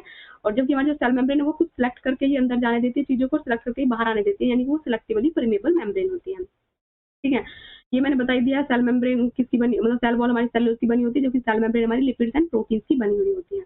फंक्शंस के बारे में बात करें तो हमारी सेल वॉल प्रोटेक्शन का स्ट्रेंथ प्रोवाइड करती है सेल को, जबकि अगर हम इसकी बात करें तो ये सारे मटेरियल को होल्ड करके रखती है, एंड जो हमारा पासेज होती है चीजों की बाहर जाती है अंदर आती है तो उस पर कंट्रोल करके रखती है। ठीक है बच्चों, तो हम आगे बढ़ते हैं न्यूक्लियस के बारे में। देखो न्यूक्लियस क्या है, पहले तो हम इसके डायग्राम के बारे में बात करते हैं। डायग्राम के बारे में बात करने से पहले मैं आपको बता दूं कि जो न्यूक्लियस होता है वो हमारे सेल के बिल्कुल बीच में होता है। मैंने जब अपने इस वीडियो को स्टार्ट किया था तो स्टार्टिंग में भी आपको समझाया था, दिखाया था कि न्यूक्लियस सेल में कहाँ पे प्रेजेंट होता है, सेंटर में प्रेजेंट होता है, और ये हमारे सेल का बिल्कुल लार्जेस्ट पार्ट मतलब ऑर्गेनल होता है, क्योंकि ये बहुत बड़ा होता है साइज में। ठीक है, और सभी ऑर्गेनल्स के कंपेयर में। तो हम देख रहे हैं यहाँ पे कि हमारा जो ये जो न्यूक्लियस है इसके ऊपर में डबल मेम्ब्रेन है, एक है हमारी आउटर मेम्ब्रेन और एक ये हमारी इनर मेम्ब्रेन है। ये डबल मेम्ब्रेनियस ऑर्गेनल होता है। इसके अंदर आप ये भी देख पा रहे होंगे कि यहाँ पे हमारे न्यूक्लियर पोर होते हैं, ठीक है। और इन पोर्स का काम क्या होता है, जैसे हमारी मेम्ब्रेन का काम क्या था कि हमारे साइटोप्लाज्म और हमारे न्यूक्लियोप्लाज्म, देखो यहाँ पे साइटोप्लाज्म होता है बाहर और यहाँ पे न्यूक्लियोप्लाज्म है अंदर, इन दोनों को सेपरेट करना हमारे न्यूक्लियर मेम्ब्रेन का काम होता है। उसी तरह से हमारे जो पोर है इन दोनों का काम इनका काम होता है कि साइटोप्लाज्म और जो हमारा न्यूक्लियोप्लाज्म, यहाँ पे साइटोप्लाज्म है और यहाँ पे न्यूक्लियोप्लाज्म है, इन दोनों को एक करना, यानी कि जो भी चीजें हमारे न्यूक्लियस के अंदर से बाहर जाना चाहती हैं साइटोप्लाज्म में, या फिर जो साइटोप्लाज्म से अंदर आना चाहती हैं, उन चीजों को आने जाने देने में मतलब का काम करता है, आने जाने देने का काम करवाता है, ठीक है बच्चों। तो यहाँ पे क्या हमारा न्यूक्लियोलस है, न्यूक्लियोलस हमारे किसी न्यूक्लियस के अंदर एक भी हो सकता है और ज्यादा भी हो सकते हैं, ठीक है। जो हमारे यूनिसेलुलर ऑर्गेनिजम्स होते हैं, मतलब जो हमारे मैं चलो इसके बारे में आगे बताऊंगी। तो ये हमारे अभी फिलहाल इतना ही समझो कि ये हमारा किसी भी सेल के अंदर, मतलब किसी भी न्यूक्लियस के अंदर सिंगल भी हो सकता है न्यूक्लियोलस और एक से ज्यादा भी हो सकता है। और हम यहाँ पे देख रहे हैं क्रोमेटिन फाइबर, जो हमारा ये क्रोमेटिन फाइबर होता है, इसके बारे में हम आगे अच्छे से पढ़ेंगे, एलोबरेटेड फॉर्म में पढ़ेंगे, बट यहाँ पे मैं आपको बता देती हूँ कि जो हमारे ये क्रोमेटिन फाइबर है, धागे लाइक जो स्ट्रक्चर है, यानी थ्रेड लाइक जो स्ट्रक्चर है, यहाँ पे ये देखो लूजली पड़ा हुआ है बिल्कुल एकदम, तो इसलिए हम इसको क्या बोलते हैं, हेटेरोक्रोमेटिन बोलते हैं। और जो डेंसली पैक्ड है, यानी ये भी हमारा क्रोमेटिन फाइबर ही है, बट ये थोड़ा डेंसली पैक्ड है, ये थोड़ा डार्क कलर में दिखाई दे रहा है, इसको हम बोलते हैं यूक्रोमेटिन फाइबर, ठीक है बच्चों। तो यहाँ पे आप लोगों ने बड़ा अच्छा, ये सारी चीजें पड़ी हुई किसमें है, जैसे हम न्यूक्लियोलस की बात कर रहे हैं, या फिर ये थ्रेड लाइक स्ट्रक्चर जो हमारा पड़ा हुआ है क्रोमेटिन फाइबर, ये किसमें पड़ा हुआ है, ये हमारा न्यूक्लियोप्लाज्म में पड़ा हुआ है। न्यूक्लियोप्लाज्म क्या होता है, लिक्विड लाइक स्ट्रक्चर होता है, ठीक है, यानी एक एक्वस मीडियम होता है, ठीक है, यानी एक लिक्विड टाइप मीडियम होता है जिसके अंदर ये सारी चीजें पड़ी हुई होती है। ठीक है, तो हमने ये सब चीजें देख ली हैं। यहाँ जब हम आगे मूव करेंगे आप लोगों को समझ में आ गया होगा कि न्यूक्लियस हमारा डबल मेम्ब्रेनियस स्ट्रक्चर होता है, इसके अंदर एक न्यूक्लियोलस होता है या फिर एक से ज्यादा भी हो सकता है, ये क्रोमेटिन फाइबर पड़ा हुआ है, ये लूजली पैक्ड है और ये हमारा डेंसली पैक्ड है। तो हम आगे मूव करेंगे। कंपोनेंट ऑफ न्यूक्लियस के बारे में अगर हम बात करें तो देखो हमारे न्यूक्लियस के दो मेन कंपोनेंट होते हैं। एक होता है न्यूक्लियर एनवलप, जिसके बारे में मैंने आपको बताया कि वो डबल मेम्ब्रेनस होता है, ठीक है, मैं बता चुकी हूँ आप लोगों को, यानी 2 मेम्ब्रेन थी, एक इनर मेम्ब्रेन थी, एक आउटर मेम्ब्रेन थी, और हमारे न्यूक्लियस को कवर करने का काम कर रही थी, यानी कि जो साइटोप्लाज्म और न्यूक्लियोप्लाज्म उसको सेपरेट करने का काम कर रही थी। न्यूक्लियर पोर के बारे में मैंने आप लोगों को बताया कि साइटोप्लाज्म और न्यूक्लियोप्लाज्म में जो भी चीजें एक्सचेंज होनी होती है उनको करवाता है। और अगर मैं आगे की बात करूं तो हमारा जो है, ये जो है permit transfer of materials between nucleoplasm and cytoplasm, ठीक है, बता दी मैंने आपको ये। न्यूक्लियोप्लाज्म के बारे में अगर हम बात करें तो वो एक लिक्विड ग्राउंड सब्सटेंस होता है और कवर्ड होता है किससे, न्यूक्लियर मेम्ब्रेन से। तो ये सब चीजें वैसे हम जब मैंने डायग्राम समझाया आप लोगों को तभी मैंने बता दिया था, ठीक है। अब यहाँ पे हम बात कर रहे हैं न्यूक्लियोप्लाज्म के बारे में। न्यूक्लियोप्लाज्म के अंदर हमने देखा कि दो चीजें मेन थी, एक न्यूक्लियस था एंड एक क्रोमेटिन फाइबर था, यानी क्रोमेटिन मटेरियल पड़ा हुआ था वहाँ पे, ठीक है। तो न्यूक्लियस के बारे में मैंने पहले ही बताया आप लोगों को कि 1 से ज्यादा भी हो सकता है और 1 भी हो सकता है। और जो हमारा ये न्यूक्लियस है इसका काम क्या होता है, इसका काम होता है राइबोसोम्स को बनाना, ठीक है, और राइबोसोम्स का काम क्या होता है, प्रोटीन्स को बनाना, ठीक है। तो हम बात करते हैं क्रोमेटिन मटेरियल की। तो देखो जो क्रोमेटिन मटेरियल होता है वो हमारा थ्रेड लाइक स्ट्रक्चर था, मैंने आप लोगों को बताया था, और मैंने ये बताया था कि वो टू टाइप्स का था, ठीक है, यानी एक डेंसली पैक्ड था और एक हमारा लूजली पैक्ड था। तो बच्चों अब हम बात करते हैं, हाँ आप एक बात और देखोगे, एक खास चीज हमारी होती है, मैं आपको अगली स्लाइड्स में इस चीज को बताऊंगी कि देखो जो हम यहाँ पे देख पा रहे हैं कि ये हमारा न्यूक्लियस है, और न्यूक्लियस के अंदर हम एक चीज और देख पा रहे हैं कि जो हमारा थ्रेड लाइक स्ट्रक्चर था, जो हमने पिछले डायग्राम में देखा, तो वहां पे हम क्या देख पा रहे थे कि जो हमारा जो क्रोमेटिन फाइबर है वो थ्रेड लाइक स्ट्रक्चर में पड़ा हुआ है, बट यहाँ पे हम देख पा रहे हैं कि जो हमारा वो क्रोमेटिन फाइबर है वो इस रॉड लाइक स्ट्रक्चर्स में कन्वर्ट हो गया है, यानी वो एक ऑर्गेनाइज्ड मैनर में आ गया है। तो ये ऑर्गेनाइज्ड मैनर में कब आता है, जब कोई सेल डिवाइड होने वाला होता है, तो हमारे न्यूक्लियस के अंदर जो थ्रेड लाइक स्ट्रक्चर पड़ा हुआ है क्रोमेटिन फाइबर, वो हमारा रॉड लाइक स्ट्रक्चर में कन्वर्ट हो जाता है, और इन रॉड लाइक स्ट्रक्चर्स को हम क्या बोलते हैं, इनको बोलते हैं हम क्रोमोसोम, ठीक है। तो ये हमारा क्रोमोसोम्स होते हैं, लेकिन ये जब भी दिखाई देते हैं जब किसी सेल को डिवाइड होना होता है, ठीक है। अब आप देख पा रहे होंगे जो हमारे क्रोमोसोम्स होते हैं इसमें भी 2 पार्ट्स है, इसमें भी हमारी 2 चीज होती हैं, ठीक है। एक होता है डीएनए, डीएनए की फुल फॉर्म होती है डीऑक्सीराइबोन्यूक्लिक एसिड, एंड एक होता है हमारा प्रोटीन, और प्रोटीन कौन सा होता है इसमें, हिस्टोन प्रोटीन, ठीक है।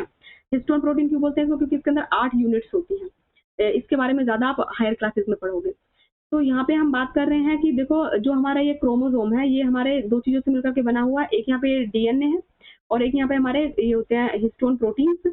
तो जो हिस्टोन प्रोटीन होते हैं वो हमारे यानी कि सर्कुलर फॉर्म में होते हैं, ठीक है, और जो हमारा डीएनए होता है वो हमारा इस तरह से मतलब एक जैसे रस्सी होती है ना उस तरह से होता है, ठीक है, आप लोग देख पा रहे होंगे। यानी थ्रेड लाइक स्ट्रक्चर होता है। और ये हमारा डीएनए हमारे हिस्टोन प्रोटीन के चारों तरफ ऐसे लिपटा हुआ होता है।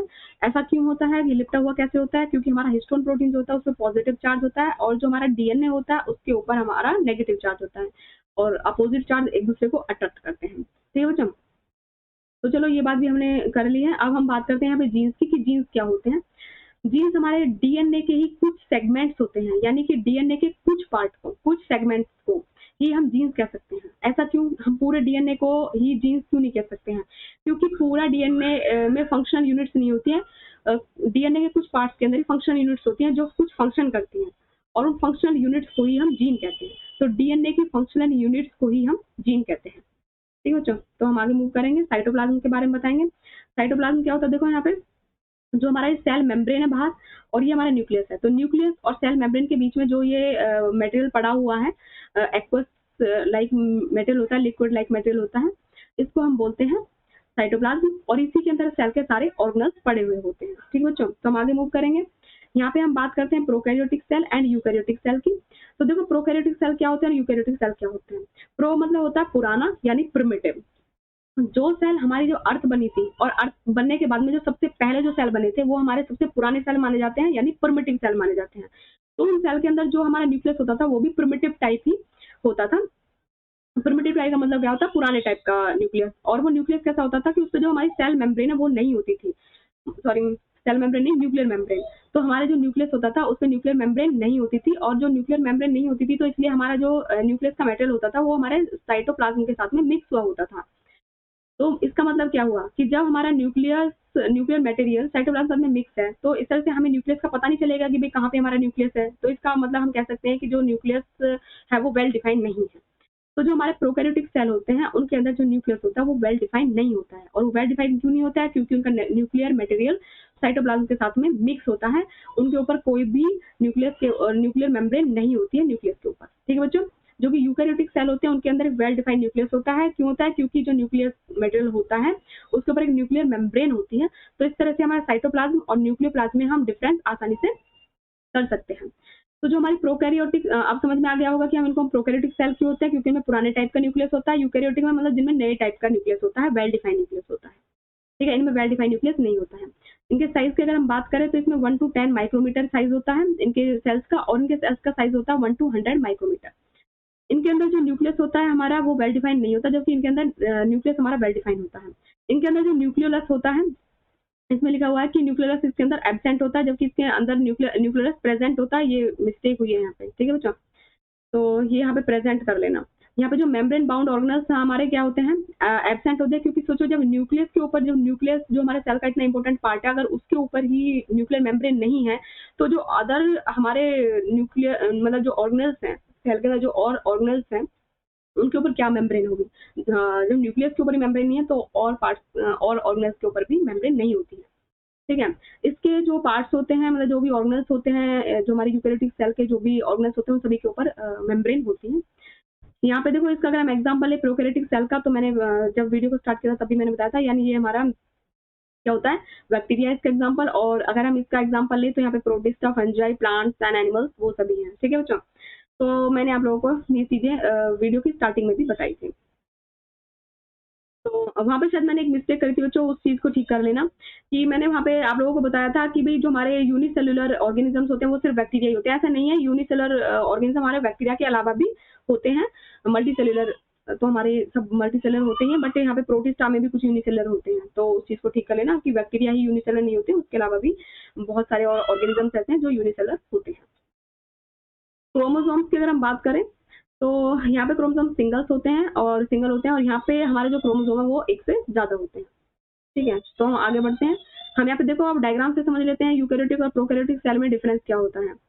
यहाँ पे हम देख पा रहे हैं कि जो हमारा ये न्यूक्लियस है, ये न्यूक्लियस हमारा कैसा है कि वेल डिफाइंड है, इसके ऊपर न्यूक्लियर मेम्ब्रेन है। जबकि ये जो हमारा वेल डिफाइंड नहीं है क्योंकि इसके ऊपर न्यूक्लियर मेम्ब्रेन नहीं है। ठीक है, ये हमारा साइटोप्लाज्म के साथ में ऐसे ही पड़ा हुआ है।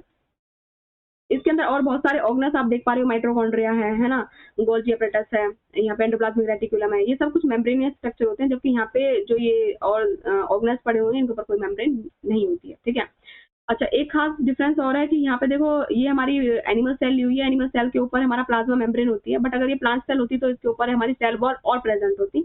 जबकि अगर हम बात करें हमारे प्रोकैरियोटिक सेल की तो उसमें हमारी प्लाज्मा मेम्ब्रेन भी होती है, सेल वॉल भी होती है और उसके अलावा एक मेम्ब्रेन और भी होती है जिसको हम बोलते हैं कैप्सूल। तो ये हमारे डिफरेंस थे prokaryotic cell and eukaryotic cell में। अब हम आगे बढ़ते हैं, सेल ऑर्गेनल्स की बात करते हैं। देखो सेल ऑर्गेनल्स यानी कि जो मैंने तुम्हें बताया था कि भाई हमारा सेल होता है और सेल के अंदर क्या होता है कि सेल में प्लाज्मा मेम्ब्रेन होती है, बीच में न्यूक्लियस होता है और उसके अलावा भी बहुत सारे ऑर्गेनल्स होते हैं। ठीक है, तो हम प्लाज्मा मेम्ब्रेन के बारे में पढ़ चुके हैं, हम सेल वॉल के बारे में पढ़ चुके हैं और हम अपने न्यूक्लियस के बारे में भी पढ़ चुके हैं, साइटोप्लाज्म के बारे में पढ़ चुके हैं। तो अब साइटोप्लाज्म के अंदर क्या क्या चीजें पड़ी हुई होती हैं उन सबको हम बोलते हैं सेल ऑर्गेनल्स। और अब इन सेल ऑर्गेनल्स के बारे में हम वन बाय वन करके पढ़ेंगे। ठीक है बच्चों, तो यहाँ पे हम देख पा रहे हैं कि जो हमारे सेल ऑर्गेनल्स है वो क्या करते हैं, वो एक मेम्ब्रेन बाउंडेड ऑर्गेनल्स होते हैं, यानी उनके ऊपर सभी ऑर्गेनल्स के ऊपर एक मेम्ब्रेन होती है, कुछ के ऊपर डबल मेम्ब्रेन भी होती है, वो सब भी हम देखेंगे यहाँ पे। Present to support complex activity of cell. देखो जो भी हमारी सेल के अंदर एक्टिविटीज होती हैं वो सभी हमारी साइटोप्लाज्म में जो ये हमारे ऑर्गेनल्स पड़े हुए हैं इन्हीं के अंदर होती हैं। अगर हम बात करें वैक्यूल्स की तो सबसे पहले जो हम सेल ऑर्गेनल यहाँ पे पढ़ रहे हैं वो हम पढ़ रहे हैं वैक्यूल। ठीक है बच्चों, तो वैक्यूल को अगर हम देख रहे हैं तो वैक्यूल के बारे में पढ़ेंगे। देखो वैक्यूल का पहले मैं आपको दिखा देती हूँ एक डायग्राम, उसके बारे में आप अच्छे से समझ पाएंगे। ये हमारे वैक्यूल है, ये एनिमल सेल है और ये हमारे प्लांट सेल है। प्लांट सेल के अंदर देख पाए होंगे ये एक बड़ा सा वैक्यूल है, ठीक है, लार्ज होता है और ये परमानेंट होता है। परमानेंट होता है मतलब ये हमेशा रहता है इसमें। जबकि आप इधर देख पा रहे होंगे हमारे एनिमल सेल के अंदर कि ये जो वैक्यूल्स हैं बहुत ही छोटे छोटे हैं, जो डार्क ब्लू कलर में दिखाई दे रहे हैं, बहुत ही छोटे छोटे हैं और ये टेम्परेरी होते हैं। जब इनकी जरूरत होती है तो ये बन जाते हैं और जब इनकी नहीं होती है तो यहाँ से ये डिलीट हो जाते हैं या नहीं रहते हैं। ठीक है, जबकि यहाँ पे परमानेंट होते हैं। इनके अंदर स्टोर होती है चीजें, मतलब ये स्टोर करने का काम करते हैं जो वैक्यूल्स होते हैं। और स्टोर ये हमारे न्यूट्रिएंट्स को, वेस्ट को या फिर एंजाइम्स को, सभी चीजों को ये स्टोर कर सकते हैं हम। देखो यहाँ पे ये इतना बड़ा होता है हमारे प्लांट सेल के अंदर कि हमारे न्यूक्लियस को भी ये शिफ्ट कर देता है, क्योंकि ये बहुत बड़े पार्ट को, सेल के बहुत बड़े पार्ट को, बहुत बड़ी जगह को घेरता है और सेल को भी ये साइड कर देता है। ठीक है, तो बच्चों हम देख पा रहे हैं यहाँ पे कि जो हमारे एनिमल्स में जो वैक्यूल्स है वो कैसे हैं, स्मॉल हैं, टेम्परेरी हैं। ठीक है, और स्टोर करते हैं, क्या स्टोर करते हैं हमारे एनिमल सेल में, जो हमारे वैक्यूल है वो क्या स्टोर करते हैं, ग्लूकोज स्टोर करते हैं, ग्लाइकोजन एंड प्रोटीन स्टोर करते हैं। अगर हम बात करें वैक्यूल्स इन प्लांट्स में बात करें तो हम देख पा रहे हैं कि वो बड़े हैं, लार्ज होते हैं, परमानेंट होते हैं और वो मतलब स्टोरेज का काम करते हैं। और जो स्टोर करते हैं जिस चीज को, वो उसको हम क्या बोलते हैं, सेल सैप बोलते हैं। यानी जो हमारे वैक्यूल के अंदर जो भी मटेरियल है उसको हम बोलते हैं सेल सैप। उसके बाद हम बात कर सकते हैं कि जो हमारा वैक्यूल्स होते हैं वो क्या करते हैं, वो हमारी सेल को एक तरह से टर्जिडिटी या फिर रिजिडिटी भी प्रोवाइड करते हैं। कैसे कि जैसे देखो मान लो हमारी स्किन है, अगर हमारी स्किन के अंदर से सारी चीजें निकाल दी जाए हमारी बॉडी की तो हमारी स्किन ऐसे लटक जाएगी ना। तो हमारी जो हमारी बॉडी के अंदर जो भी चीजें हैं वो हमारी स्किन को क्या कर रही है, सपोर्ट कर रही है। तो उसी तरह से हमारी जो ये है हमारा जो ये वैक्यूल है इसका काफी बड़ा पार्ट होता है, मतलब एक तरह काफी बड़ा साइज होता है। तो इस तरह से सेल को रिजिडिटी और स्ट्रेंथ प्रोवाइड करता है, क्योंकि काफी जगह को घेरता है उसके अंदर। ठीक है, क्योंकि अंदर से उसको भरता है ना। ठीक है, अगर अंदर से वैक्यूल को निकाल दे तो सेल खाली हो जाएगी और सेल खाली हो जाएगी तो वो अच्छी तरह से उसको सपोर्ट नहीं कर, मतलब सेल सपोर्ट नहीं हो पाएगी, वो लूज हो जाएगी। हम ये भी कह सकते हैं कि जो हमारा central vacuole of some plants में भी ऑक्यूपाई, यानी कुछ प्लांट्स में वैक्यूल जो होता है वो 50 to 90% सेल वॉल्यूम को घेरता है। अच्छा, अब हम बात करेंगे कि जो हमारा ये साइटोप्लाज्म है, सॉरी जो हमारी ये वैक्यूल है, तो वैक्यूल के अंदर जो ये सेल सैप है, यानी जो भी लिक्विड इसके अंदर है, इसके अंदर क्या क्या होता है, इसके अंदर अमीनो एसिड्स होते हैं, शुगर होते हैं, ऑर्गेनिक एसिड होते हैं। ठीक है, और जो हमारे इस वैक्यूल की जो ये ऊपरी लेयर होती है इसको हम क्या बोलते हैं, टोनोप्लास्ट बोलते हैं। ठीक है बच्चों, तो चलो हम आगे बढ़ते हैं। ये हमने समझ लिया, वैक्यूल के बारे में समझ में आ गया होगा आप लोगों को कि एनिमल सेल है और ये हमारा प्लांट सेल है। इसमें ये बहुत ही स्मॉल होते हैं, टेम्परेरी बेसिस पे होते हैं, यहाँ पे ये परमानेंट होते हैं और बड़े होते हैं साइज में। ठीक है, और उनका काम क्या होता है, स्टोर करना होता है, स्टोरेज का काम होता है, सारी चीजों को स्टोर करते हैं। तो बच्चों अब हम अगले ऑर्गेनल के बारे में पढ़ेंगे, सेल ऑर्गेनल के बारे में, और ये हमारा बहुत ही इंपॉर्टेंट सेल ऑर्गेनल है। और ये क्या, हमारा एंडोप्लाज्मिक रेटिकुलम। तो जो हमारे ये एंडोप्लाज्मिक रेटिकुलम है इसके बारे में पढ़ते हैं कि देखो ये हमारा न्यूक्लियस है। तो हमारा जो एंडोप्लाज्मिक रेटिकुलम है एक तरफ से तो ये न्यूक्लियस से टच है और एक तरफ ये हमारा जो प्लाज्मा मेम्ब्रेन होती है उससे टच होता है। ठीक है, तो हमारी न्यूक्लियस और प्लाज्मा मेम्ब्रेन के बीच में होता है। और आप लोग एक चीज और भी देख पा रहे हैं कि ये हमारा मतलब इस जो एंडोप्लाज्मिक रेटिकुलम है इसके अंदर क्या देख पा रहे हो कि भाई हमारे लॉन्ग ट्यूब्यूल्स भी देख पा रहे हो, वेसिकल्स देख पा रहे हो, सिस्टर्न देख पा रहे हो। ये लॉन्ग ट्यूब्यूल्स हैं, ठीक है, वेसिकल्स हैं, और ये हमारे क्या है जो सिस्टर्न है, ठीक है। तो ये जो सिस्टर्न है हमारे, इस तरह से आप देख पा रहे हो कि इनके ऊपर ना कुछ आपको दिखाई दे रहे हैं डॉट लाइक स्ट्रक्चर। ये डॉट जो होते हैं ये क्या होते हैं, राइबोसोम्स होते हैं। जबकि आप इन वाले जो स्ट्रक्चर्स के ऊपर देख पा रहे हो कि इनके ऊपर कोई भी डॉट लाइक स्ट्रक्चर नहीं है। तो जो डॉट लाइक स्ट्रक्चर है इनको बोलते हैं राइबोसोम। तो इस तरह से हमारी जो एंडोप्लाज्मिक रेटिकुलम है ये 2 पार्ट्स में डिवाइड होती है। एक होती है स्मूथ, जिनके ऊपर जो हमारे राइबोसोम्स है वो नहीं है, वो हमारे स्मूथ होती हैं। और जिनके ऊपर हमारे राइबोसोम्स हैं वो हमारी रफ होती हैं, क्योंकि वो रफ दिखाई दे रही है ना। तो हमारे जो राइबोसोम्स हैं ये क्या बनाते हैं, ये हमारे प्रोटीन्स बनाते हैं। तो इस तरह से हम बोल सकते हैं कि जो हमारे ये रफ एंडोप्लाज्मिक रेटिकुलम है ये हमारे प्रोटीन्स बनाते हैं, जबकि जो हमारी स्मूथ एंडोप्लाज्मिक रेटिकुलम है ये हमारे लिपिड्स बनाते हैं। और आप लोगों ने पढ़ा था कि जो हमारी प्लाज्मा मेम्ब्रेन है वो हमारी प्रोटीन से एंड लिपिड से ही बनती है। और जो हमारी प्रोटीन और लिपिड से बनती है तो क्या होता है कि एक तरह से हमारी सेल मेम्ब्रेन बनती है, और this process is called the biogenesis. यानी कि जो हमारे एंडोप्लाज्मिक रेटिकुलम में प्रोटीन और लिपिड बना रहे हैं, तो ये काम कहाँ पे आ रहे हैं, ये हमारे सेल मेम्ब्रेन को यानी प्लाज्मा मेम्ब्रेन को बनाने में काम आ रहे हैं। और इस प्रोसेस को हम बोलते हैं मतलब मेम्ब्रेन बायोजेनेसिस। यानी जब हमारी सेल मेम्ब्रेन बनती है या प्लाज्मा मेम्ब्रेन बनती है प्रोटीन से लिपिड से, तो इस बनने वाले प्रोसेस को हम बोलते हैं मेम्ब्रेन बायोजेनेसिस, ठीक है। क्योंकि जेनेसिस का मीनिंग होता है बनना। तो चलो बच्चों ये भी हमारा हो गया है यहाँ पे। अब हम आगे मूव करेंगे। तो ये सब चीजें मैंने आप लोगों को बता दी हैं। हम यहाँ पे एक बार देख लेते हैं कि फंक्शन ऑफ ईआर, क्योंकि देखो जो मैंने आपको फंक्शन बताया ईआर का, यानी एंडोप्लाज्मिक रेटिकुलम का, स्मूथ एंडोप्लाज्मिक रेटिकुलम का, रफ एंडोप्लाज्मिक रेटिकुलम का, इसके अलावा भी इनके कुछ फंक्शंस होते हैं। प्रोटीन बनाते हैं, लिपिड्स बनाते हैं, ये तो मैंने बता दिया। मेम्ब्रेन बायोजेनेसिस में हेल्प करते हैं, वो सब बता दिए। आपको पता है कि जो प्रोटीन होता है हमारा, प्रोटीन से ही हार्मोन्स और एंजाइम्स बनते हैं। तो इस तरह से हमारी यहाँ पे भी इनका यूज होता है। और जो ईआर होता है एक नेटवर्क फॉर्म में होता है, नेटवर्क सिस्टम बनाता है। आप लोग देख पा रहे थे, जो मैंने आपको डायग्राम दिखाया था कि ये एक नेटवर्क लाइक स्ट्रक्चर था। तो एक तरह हमारे सेल को नेटवर्क भी प्रोवाइड करता है। और ये काम और भी करता है कि भाई जो हमारा ईआर है ये क्या करता है, एक चैनल की तरह काम करता है। हमारे जो न्यूक्लियस है और जो हमारा साइटोप्लाज्म है, इन दोनों के बीच में एक चैनल का काम भी करता है। यानी कि न्यूक्लियस से कोई चीज साइटोप्लाज्म में भेजनी हो या फिर साइटोप्लाज्म से हमारे न्यूक्लियोप्लाज्म में भेजनी हो, तो उस काम को भी ये करता है। ओके। और ये हमारे सेल को डिटॉक्सिफाई करने में भी हेल्प करता है, यानी ड्रग्स है, पॉइजन है, उन सबको भी डिटॉक्सिफाई करने में हेल्प करता है सेल को। अब हम बात करते हैं गोल्जी एपरेटस की। तो देखो जो हमारा गोल्जी एपरेटस है ये कैसा होता है, इसके बारे में पढ़ते हैं। गोल्जी एपरेटस का नाम गोल्जी एपरेटस क्यों पड़ा? पहली बात तो ये कि जो हाँ गोल्जी एपरेटस की डिस्कवरी की थी वो एक कैमिलियो गोल्जी नाम के साइंटिस्ट थे, उन्होंने की थी, इसलिए इनका नाम पड़ा गोल्जी एपरेटस। अच्छा, तो देखो बच्चों हम यहाँ पे देख पा रहे हैं, अपना इस डायग्राम को समझते हैं कि हमारा जो ये आप देख पा रहे हैं ये वाला जो फेस होता है हमारा, ये जो हमारी गोल्जी एपरेटस है, और ये गोल्जी एपरेटस का ये सिस फेस है और ये ट्रांस फेस है, ठीक है। जो सिस फेस होता है वो न्यूक्लियस की तरफ होता है, और जो ट्रांस फेस होता है हमारा वो हमारा प्लाज्मा मेम्ब्रेन की तरफ होता है, या फिर हमारा साइटोप्लाज्म की तरफ होता है, ठीक है। ये भी देख पा रहे हैं हम कि इसके अंदर क्या है कि मतलब ये वैक्यूओ टाइप स्ट्रक्चर दिखाई दे रहे हैं आपको, यहाँ पे वेसिकल्स दिखाई दे रही हैं, यहाँ पे सिस्टर्ने दिखाई दे रही हैं, जो कि पैरेलली अरेंज होती हैं। तो गोल्जी एपरेटस के अंदर जो हमारी ये सिस्टर्ने होती हैं ये क्या है, ये पैरेलली अरेंज होती हैं, इनको हम बोलते हैं सिस्टर्ने, ठीक है। और ये जो हमारे वेसिकल होते हैं, ठीक बच्चों। अच्छा, अब ये जो हमारे यहाँ पे हम देख लेते हैं, एक बार हमने सारे पॉइंट्स को कवर कर लेते हैं। ये सारे पॉइंट्स हमने कवर कर लिए हैं कि present as network near nucleus and in the animal cells. आप लोग देख पा रहे होंगे कि मैंने आपको सेल में दिखाया था कि जो हमारी एनिमल सेल होती है उसमें ये न्यूक्लियस के पास होते हैं। मैंने बताया ना कि जो हमारा सिस फेस है ये किसके पास होता है, ये होता है हमारे न्यूक्लियस के पास में।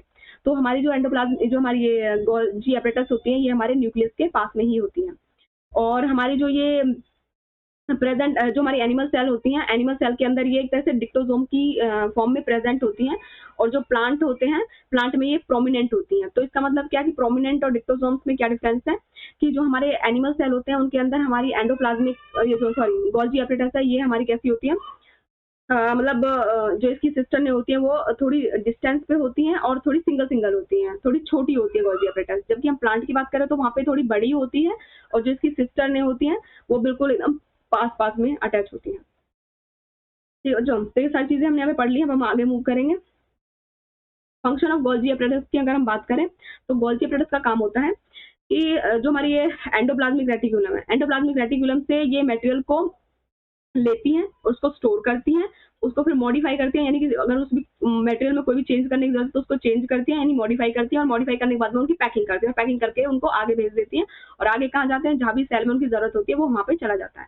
तो इस तरह से हमारे गोल्जी एपरेटस का मेन काम क्या हुआ, स्टोर करना, मॉडिफाई करना एंड पैकिंग करना, और फिर आगे भेज देना, ठीक है।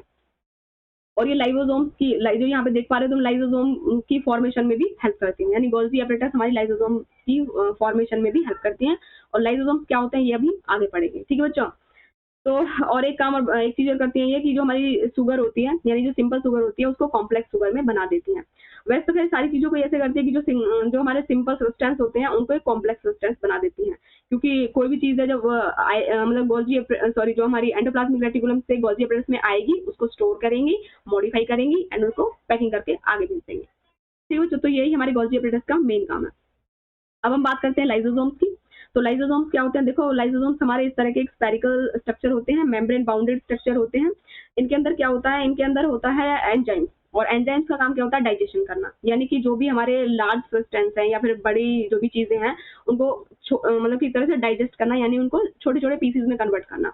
जिस तरह से हम खाना खाते हैं तो हम बड़े बड़े पीसेज खाते हैं, लेकिन हमारे स्टमक में जाकर के हमारे इंटेस्टाइन में जाकर के वो बहुत ही छोटे हो जाते हैं, लिक्विड फॉर्म में कन्वर्ट हो जाते हैं। तो उसी तरह से इनका काम भी डाइजेशन का ही होता है हमारे लाइसोसोम्स का, यानी कि बड़े बड़े पीसेज को या कॉम्प्लेक्स फॉर्म को स्मॉल फॉर्म्स में या बहुत ही सिंपल फॉर्म्स में कन्वर्ट कर देते हैं ये।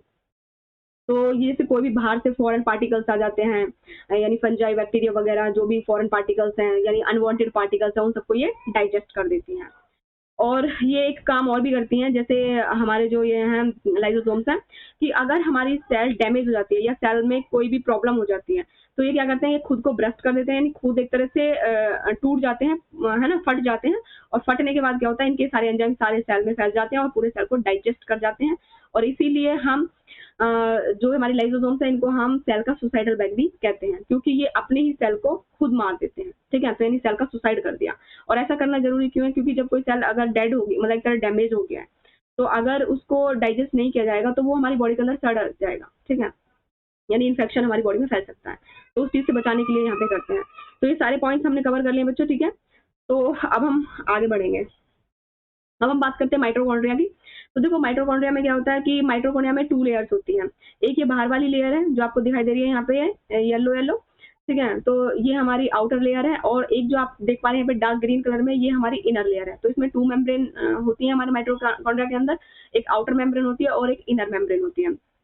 जो हमारी आउटर मेम्ब्रेन होती है ये पोरस होती है, यानी इसमें से चीजें पास हो सकती हैं, अंदर जा सकती हैं, बाहर आ सकती हैं। और जो हमारी ये इनर मेम्ब्रेन होती है इसका काम क्या होता है, इसका काम होता है एटीपी फॉर्मेशन। ये हमारा जो माइटोकॉन्ड्रिया ये एटीपी बनाता है, और एटीपी क्या होता है, energy, energy currency of cell, यानी कि सेल की जो एनर्जी होती है, जो सेल एनर्जी यूज करता है वो एटीपी के फॉर्म में यूज करता है। यानी हमारी बॉडी के अंदर जो एनर्जी स्टोर होती है वो एटीपी की फॉर्म में स्टोर होती है। और एटीपी की फुल फॉर्म क्या होती है, एडिनोसिन ट्राइफॉस्फेट। मैंने यहाँ पे लिखा हुआ देखो, एटीपी की फुल फॉर्म एडिनोसिन ट्राइफॉस्फेट, ठीक है, यानी एनर्जी करेंसी ऑफ सेल होती है। तो माइटोकॉन्ड्रिया क्या करता है, हमारा एटीपी बनाता है, इसीलिए हम माइटोकॉन्ड्रिया को सेल का पावर हाउस भी बोलते हैं, ठीक है बच्चों। अच्छा, एक खास बात इसकी ये है कि जो हमारे माइटोकॉन्ड्रिया होता है इसके पास अपना डीएनए भी होता है जो कि सर्कुलर फॉर्म में होता है, और अपना इसके पास में राइबोसोम्स भी होते हैं जो कि 70S होते हैं। जबकि हमारी बॉडी के अंदर, हमारी सेल के अंदर जो राइबोसोम्स होते हैं वो 80S के होते हैं, लेकिन जो माइटोकॉन्ड्रिया के अंदर जो राइबोसोम्स होते हैं वो 70S के होते हैं, ठीक है बच्चों। तो इसके पास अपना खुद का डीएनए भी है और राइबोसोम्स भी है। तो इस तरह से ये खुद का प्रोटीन खुद बना सकता है, ठीक है।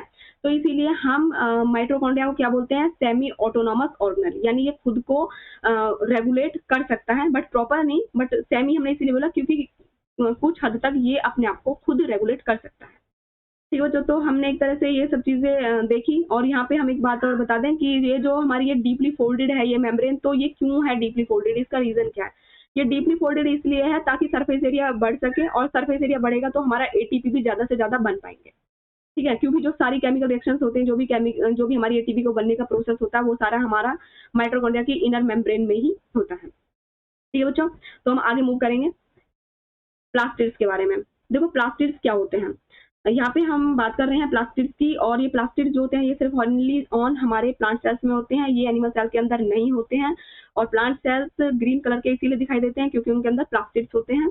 तो प्लास्टिड्स के हम डायग्राम को पहले समझते हैं कि देखो ये हमारी जो डार्क ग्रीन है ये आउटर मेम्ब्रेन है, और जो ये अंदर वाली डार्क ग्रीन है ये इनर मेम्ब्रेन है, और इन दोनों डार्क ग्रीन मेम्ब्रेन के बीच में जो ये लाइट ग्रीन दिखाई दे रहा है ये इंटरसेलुलर मतलब इंटर मेम्ब्रेन स्पेस है, इन दोनों मेम्ब्रेन के बीच का स्पेस है। उसके बाद में ये येलो कलर का पोर्शन आपको दिखाई दे रहा है, इसको हम बोलते हैं स्ट्रोमा।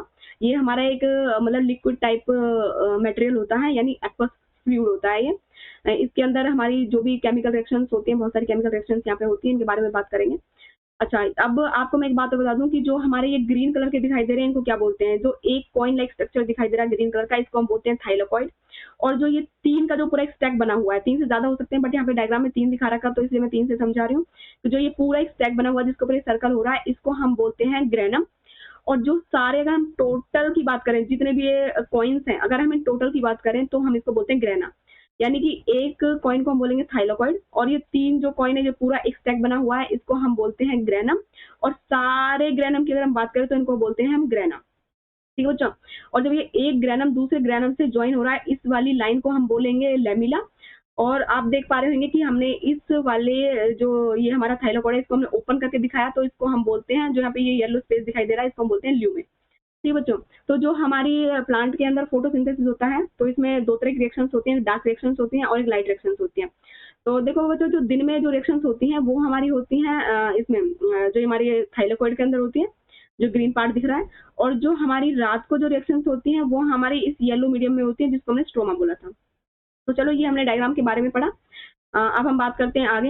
हाँ, एक बात और देखी आप लोगों ने कि जो हमारा प्लास्टिड होता है ये भी डबल मेम्ब्रेन स्ट्रक्चर था, और इसके पास भी अपने राइबोसोम्स भी होते हैं, और इसके पास अपने डीएनए भी होता है, बिल्कुल माइटोकॉन्ड्रिया की तरह। ठीक है।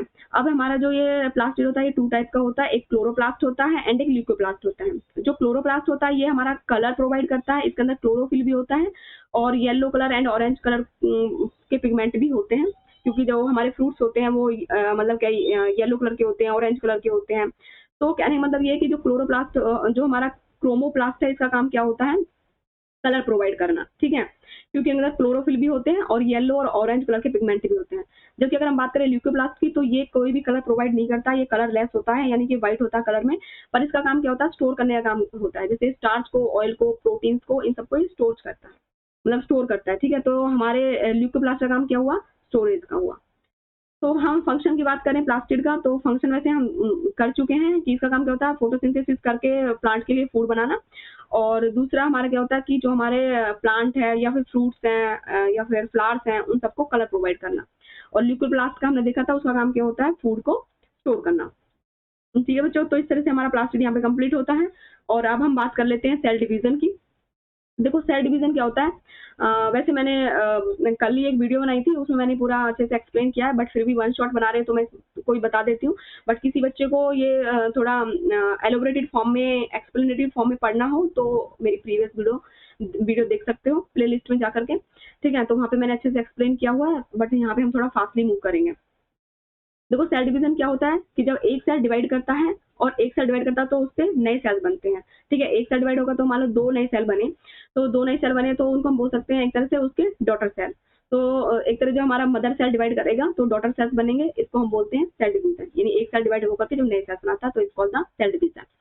और सेल डिवीजन होता क्यों है, इसकी जरूरत क्या होती है सेल डिवीजन की? सेल डिवीजन इसलिए होता है कि जो हमारे ग्रोथ होती है, जैसे देखो छोटा बच्चा होता है, वो इतना छोटा होता है और इतना बड़ा हो जाता है। तो कैसे होता है, क्योंकि उसके अंदर जो सेल है वो लगातार डिवाइड करते हैं और डिवाइड हो करके वो बच्चा इतना बड़ा हो जाता है। ठीक है, तो सेल डिवीजन की जरूरत हमें ग्रोथ में भी पड़ती है। सेल डिवीजन की जरूरत जो हमारे ओल्ड सेल्स होते हैं उनको रिप्लेस करने के लिए भी जरूरत पड़ती है।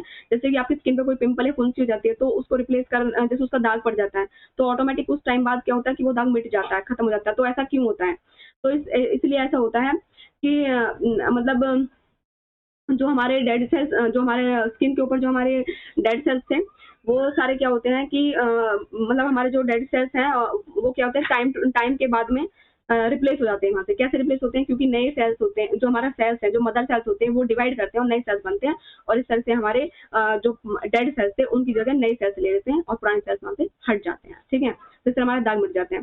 जो इंजर्ड सेल्स होते हैं या फिर जो हमारे कहने मतलब एक जिन जैसे हमारे किसी हमें चोट लग जाती है तो हमारे जो सेल्स हैं जिनमें चोट लगी है तो वो भी हमारे रिप्लेस हो जाते हैं। ऐसे कैसे होता है?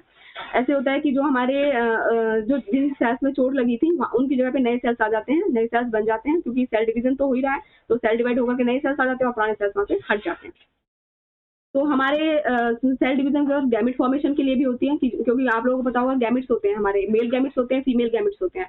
तो जो मेल और फीमेल गैमेट जब फ्यूज करते हैं, फर्टिलाइजेशन होता है, तो उसी से तो बेबी प्रोड्यूस होते हैं ना, यानी बच्चे पैदा होते हैं। किसी भी ऑर्गेनिज्म के जो बच्चे पैदा होते हैं वो कैसे होते हैं? जब गैमेट बनेंगे और गैमेट फॉर्मेशन मतलब गैमेट फॉर्मेशन होगा, फिर गैमेट फ्यूज करेंगे, मेल फीमेल गैमेट फ्यूज करेंगे, फ्यूज होने के बाद में फर्टिलाइजेशन होगा, जाइगोट बनेगा, जाइगोट में डिवीजन होगा, उसके बाद में बेबी बनेगा। ठीक है, तो बच्चों और यहाँ पे ये जो गैमेट फॉर्मेशन है इसके बारे में हम अभी आगे भी बात करेंगे।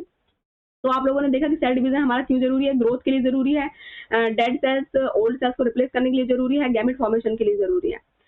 अब हम आगे बात करेंगे कि हमारा जो ये सेल डिवीजन है ये हमारा 2 टाइप का होता है, माइटोसिस एंड मियोसिस। तो माइटोसिस और मियोसिस में क्या डिफरेंस होता है ये हम आगे समझते हैं, देखते हैं। देखो बच्चों, हम पहले यहाँ पे डायग्राम में समझते हैं, फिगर में देखते हैं कि कैसे माइटोसिस हो रहा है और कैसे मियोसिस हो रहा है। देखो यहाँ पे माइटोसिस हो रहा है। वैसे मैं आप लोगों से बोलूंगी कि जो मेरी कल वाली वीडियो उसको जरूर देखें, जो प्रीवियस वीडियो मैंने बनाई है अपने ये सेल डिवीजन के ऊपर ही बनाई है, बहुत अच्छी वीडियो है, उसको देखना, एलोबरेटेड फॉर्म में। यहाँ पे मैं थोड़ा फास्टली मूव कर रही हूँ। तो देखो यहाँ पे क्या है कि जो हमारा ये सेल है, ठीक है, इसके अंदर 2n क्या है? 2n हमारा क्रोमोसोम है, यानी नंबर ऑफ क्रोमोसोम है। ठीक है, तो जो नंबर ऑफ क्रोमोसोम है उसको हम 2n से रिप्रेजेंट कर रहे हैं। तो आप देख रहे हैं कि जो यहाँ पे हमारा ये मदर सेल डिवाइड किया 2 सेल्स में, तो आप लोगों ने देखा कि यहाँ पे भी 2n और 2n ही आए हैं, यानी कि जो डॉटर सेल्स है उनमें भी 2n ही आए हैं। तो माइटोसिस में क्या होता है कि जितने नंबर ऑफ क्रोमोसोम्स हमारे मदर सेल में होते हैं, सेम उतने नंबर ऑफ क्रोमोसोम हमारे डॉटर सेल के अंदर भी होते हैं। तो this process is called the mitosis. और जबकि हम जो मियोसिस में देखेंगे, तो मियोसिस में हम देखेंगे जो हमारी मदर सेल है इसके अंदर 2n है, बट अगर हम इसकी डॉटर सेल में देखें तो हम यहाँ पे देख पा रहे होंगे n और n क्रोमोसोम है, यानी क्रोमोसोम नंबर कितने हो गए? हमारे हाफ हो गए हैं। और ये सेल डिवीजन सिर्फ एक बार नहीं होता, ये फिर से होगा, यानी कि जो हमारा मियोसिस होता है वो 2 बार होता है, मियोसिस 1 एंड मियोसिस 2, जबकि माइटोसिस हमारा सिर्फ एक ही बार होता है। तो यहाँ पे जो हमारे ये जो सेल है, अब हमारे ये मदर सेल बन जाएंगे और इनके डॉटर सेल्स फिर से 2 हमारे डॉटर सेल्स होंगे। बट अब की बार क्या होगा? अब की बार जैसे इसमें 1n है तो इनमें भी 1n ही होगा। अब की बार हमारे नंबर ऑफ क्रोमोसोम हाफ नहीं होंगे। तो आप लोगों ने देखा कि जो नंबर ऑफ क्रोमोसोम है वो सिर्फ एक ही बार में हाफ होते हैं, यानी फर्स्ट टाइम है जब मियोसिस फर्स्ट होता है तो क्रोमोसोम नंबर हाफ हो रहे हैं। बट जब फर्दर डिवीजन हो रहा है तो क्रोमोसोम नंबर हमारा हाफ नहीं हो रहा है। ठीक है, तो यहाँ पे हमने देखा कि हमारा जो अब इनमें हमने डिफरेंस देख लिया है कि किस तरह से हमारा मियोसिस में क्रोमोसोम नंबर हाफ हो जाते हैं और डिवीजन भी 2 बार होता है, और माइटोसिस में डिवीजन एक ही बार होता है और नंबर ऑफ क्रोमोसोम्स भी हमारे सेम रहते हैं। तो सेल डिवीजन का हम देखेंगे यहाँ पे कि इनमें मतलब सेल डिवीजन के जो टाइप्स है हमारे माइटोसिस और मियोसिस, इनमें डिफरेंस क्या था वो चीज हम एक बार देख लेते हैं। कि यहाँ पे 1 टाइम हमारा हुआ है डिवीजन, यहाँ पे हमारा 2 टाइम डिवीजन हुआ है। यहाँ पे हमारे जो 2 डॉटर सेल्स बने हैं और यहाँ पे हमारे 4 डॉटर सेल्स बने हैं। आप लोगों ने देखा कि यहाँ पे जो फाइनली 4 डॉटर सेल्स बने हैं। यहाँ पे हम देख रहे थे कि हमारे जो 2n मतलब डिप्लॉइड, यहाँ पे हमारे जो डॉटर सेल्स है वो भी डिप्लॉइड ही हैं, जबकि हम यहाँ पे देख पा रहे हैं कि जो हमारे डॉटर सेल्स हैं ये हमारे कैसे हो गए? हैप्लॉइड हो गए हैं, यानी कि मतलब 1n इनके अंदर क्रोमोसोम्स है, यानी हाफ नंबर ऑफ क्रोमोसोम्स है। ठीक है बच्चों, यानी जो जिसमें 2n नंबर ऑफ क्रोमोसोम्स है उनको हम बोलते हैं डिप्लॉइड, और जिनके अंदर हाफ नंबर ऑफ क्रोमोसोम्स होते हैं उनको हम बोलते हैं हैप्लॉइड। डॉटर सेल्स हमारे इनमें देखा कि आइडेंटिकल थे, और जबकि इनमें जो हम देख पा रहे हैं कि जो हमारे डॉटर सेल्स हैं वो कैसे हैं? हमारे यहाँ पे डिफरेंट है। ठीक है जो, तो ये जो हमारा माइटोसिस होता है ये हमारा ग्रोथ के लिए और रिपेयरमेंट के लिए होता है, जबकि जो हमारा मियोसिस होता है वो गैमेट फॉर्मेशन के लिए होता है। और गैमेट फॉर्मेशन के लिए जरूरी क्यों होता है? क्योंकि देखो आप इस चीज को थोड़ा फास्टली समझो, मैं थोड़ा समझा देती हूँ कि जैसे मान लो एक मेल गैमेट है, फीमेल गैमेट है। अब मेल गैमेट के अंदर भी 2n है और फीमेल गैमेट के अंदर भी 2n है, तो जो हमारा बेबी बनेगा उसके अंदर कितने हो जाएंगे? 4n। ठीक है, क्योंकि जब मेल गैमेट और फीमेल गैमेट मिलेंगे तो 4n हो जाएंगे। तो अब हमारी बॉडी के अंदर तो 2n होते हैं ना, तो बेबी के अंदर तो 4n हो गए, तो बेबी तो हमसे अलग हो गया, जबकि ऐसा नहीं होना चाहिए। तो इसलिए गैमेट फॉर्मेशन हमारा कैसे होता है? मियोसिस से होता है कि 1n हमारा मेल में और 1n हमारा फीमेल में, तो जब वो मिलते हैं तो 2n होते हैं। ठीक है बच्चों, रीजन समझ में आ गया होगा कि गैमेट फॉर्मेशन में मियोसिस क्यों होता है। अब हम बात करते हैं एनिमल सेल और प्लांट सेल में डिफरेंस की। तो वो आप लोगों को पता ही है कि भाई हमारा जो प्लांट सेल होते हैं उनके अंदर सेल वॉल होती है, एनिमल सेल में सिर्फ सेल वॉल नहीं होती है, ओनली प्लाज्मा मेम्ब्रेन होती है। तो प्लाज्मा मेम्ब्रेन तो देखो दोनों में ही होती है, प्लांट में भी और एनिमल में भी। और आपने ये भी देखा कि जो हमारे वैक्यूल्स थे, वैक्यूल्स के बारे में हमने पढ़ा, तो प्लांट सेल में कैसे वैक्यूल थे? बड़े थे, लार्ज थे और कैसे थे? परमानेंट थे। जबकि जो एनिमल्स में हमने देखा तो वो टेम्परेरी थे और बहुत ही छोटे थे। ठीक है, और जो हमने गोल्जी एपरेटस की बात भी करी थी, मैंने मीनिंग भी समझा दिया था कि जो हमारे इसमें डिक्टोजोम्स की फॉर्म में प्रेजेंट होते हैं, जबकि जो हमारे एनिमल्स में प्रोमिनेंट फॉर्म में होते हैं प्रेजेंट। ठीक है बच्चों, तो हम देखो आगे मूव करते हैं। ये हमने देखो एनिमल सेल का डायग्राम मैंने समझा रखा है। और मैं एक चीज़ बता दूं कि हमारे एनिमल सेल में, वो मैंने लिखा नहीं है बट मैं बता देती हूँ कि एनिमल सेल के अंदर सेंट्रियोल्स होते हैं, जबकि प्लांट सेल के अंदर सेंट्रियोल नहीं होते हैं। और प्लांट सेल के अंदर प्लास्टिड होते हैं, जबकि हमारे एनिमल सेल के अंदर प्लास्टिड नहीं होते हैं। तो ये एक ऐसा डिफरेंस है कि जो प्लांट सेल में होता है वो प्लास्टिड होता है बट एनिमल में नहीं होता है, और सेंट्रियोल एनिमल में होता है बट प्लांट में नहीं होता है। ठीक है बच्चों, अब हम पढ़ते हैं एंडोसाइटोसिस क्या होता है। यानी कि किसी भी सेल के अंदर अगर कोई चीज जा रही है तो एंडोसाइटोसिस होती है, और अगर सेल के अंदर से कोई चीज बाहर आ रही है तो एक्सोसाइटोसिस होती है। ठीक है, अब एंडोसाइटोसिस भी हमारे दो टाइप की होती है, फैगोसाइटोसिस एंड पिनोसाइटोसिस।